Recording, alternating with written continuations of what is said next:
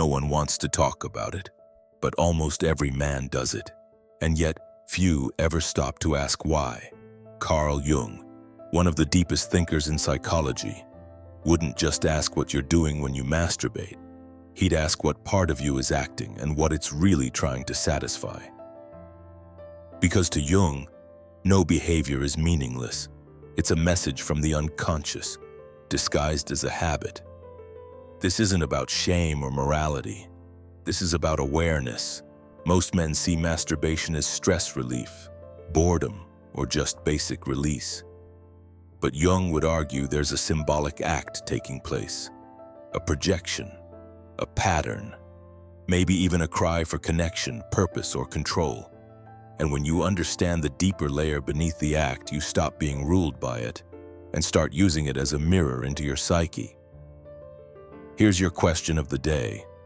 What do you think you're avoiding in the moments you give in to that urge? Drop it in the comments, honestly, if you're bold enough. And if you're truly here to face this head-on, type the word valor down below. Let's break this open, one layer at a time. Carl Jung believed that every person carries a shadow, the hidden unconscious side of the personality that holds desires, fears, shame, and urges we don't fully understand.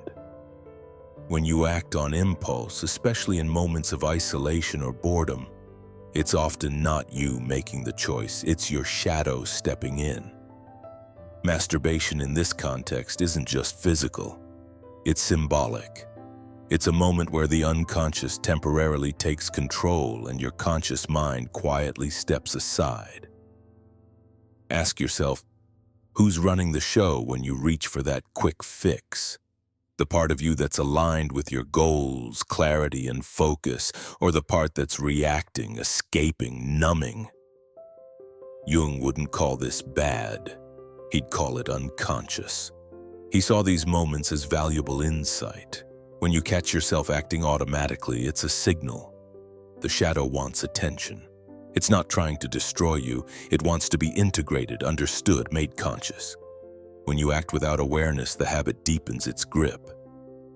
But when you pause just for a second and ask, what part of me is doing this and why?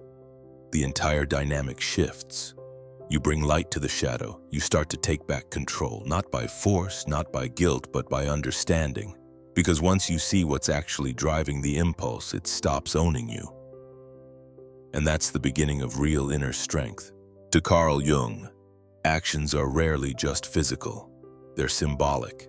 He believed every behavior, especially recurring private ones, reflects something much deeper happening in the unconscious. So when a man masturbates, the act isn't just a release of tension. It's often a symbolic attempt to reclaim control, soothe loneliness, or express a part of the psyche that has no other outlet. Its meaning disguised as instinct. Sexual energy, in Jungian terms, is creative energy, libido. It's the life force that drives ambition, art, connection, even spiritual growth. But when that energy is repressed, misdirected, or handled unconsciously, it doesn't vanish, it redirects into shortcuts. And often that shortcut is release without creation. You satisfy the urge, but nothing is built from it. That's why the feeling afterward can be so hollow. Not because the act itself is wrong, but because its meaning wasn't fulfilled. Think of it this way. You're not just relieving pressure. You're expressing something your deeper self wants to explore. Maybe it's power. Maybe it's validation. Maybe it's a desire to feel alive in a life that's become dull. When that need isn't met in conscious, healthy ways, it leaks through your behavior, and sexual release becomes the stand-in, the symbol. Understanding that gives you a choice. Keep using the shortcut or ask what the original need actually is and face it like a man. Carl Jung taught that anything you consistently avoid will eventually control you. Most men don't masturbate because of desire alone. They do it to escape something. Boredom, stress, loneliness, rejection, even a quiet sense of inadequacy. But when that habit becomes automatic, it's not relief anymore. It's avoidance. And over time, what you avoid builds power in the unconscious, waiting to be faced. There's a clear difference between escaping and integrating. Escape looks like reaching for dopamine instead of asking, "Why do I feel this way right now?" Integration is when you pause and reflect, not to shame yourself, but to learn from the pattern. The man who integrates begins to see the habit not as failure but as a mirror, one that shows where his inner world is unbalanced, one that reveals the exact emotions he refuses to deal with in the daylight. Here's the hard truth. Compulsive behavior often hides a part of you you're not willing to confront. That's why you repeat it. It gives temporary relief from the weight you're not ready to carry consciously. But Jung didn't believe in avoidance. He believed in wholeness. And wholeness only comes when you stop dividing yourself between the man you show to the world and the one who acts in secret. So the next time the urge comes, don't suppress it. But don't surrender to it either. Ask what it's trying to cover up. What are you not feeling? What fear are you pushing down? What emptiness are you trying to fill in a moment of silence? Integration starts there. And once you start listening to those inner signals instead of running from them, the habit begins to lose its grip. Not because you fought it, but because you understood it. Carl Jung believed that when a person lacks fulfillment in core areas of life, power, connection, purpose, the unconscious seeks substitutes. Masturbation for many men quietly becomes that substitute. It mimics the feeling of control, simulates closeness, and offers a temporary sense of identity through desire. But deep down, it's not satisfying the real need.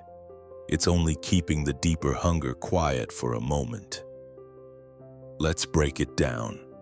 If you feel powerless in your daily life, disrespected, ignored, or unsure of your direction, sexual release becomes a moment where you command something. You decide when, where, and how. It feels like power, but it's power without outcome. Nothing changes after. If you're craving intimacy, true connection, but don't know how to reach it, the act becomes a shortcut. You feel tension and closeness, but there's no real bond. It leaves you with the sensation of connection, but no one on the other side. Identity is where it gets even deeper. Some men tie their self-worth to their sexual appetite, or their ability to satisfy desire, even alone. When you don't feel valuable in the world, useful, seen, respected, these moments of self-gratification provide a flicker of identity. You feel something, but Jung would ask, who are you when that moment ends? Because if you keep returning to the same behavior, trying to reclaim a part of yourself that isn't being fulfilled in life, the solution isn't more release. It's building real power, real intimacy, and real purpose outside the pattern.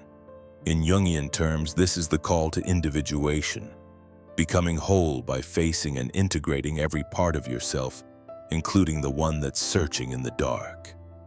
When masturbation stops being a release and starts being a reflection, you gain something far more valuable than a moment of pleasure.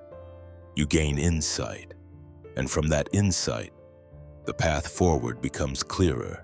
Carl Jung didn't tell people to fight their impulses, he taught them to understand them. That's the core difference between repression and transformation. If you try to kill a habit without learning what it's teaching you, it comes back stronger.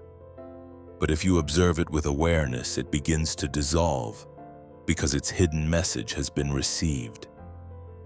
Compulsion fades when consciousness rises. The first step is simple but uncomfortable.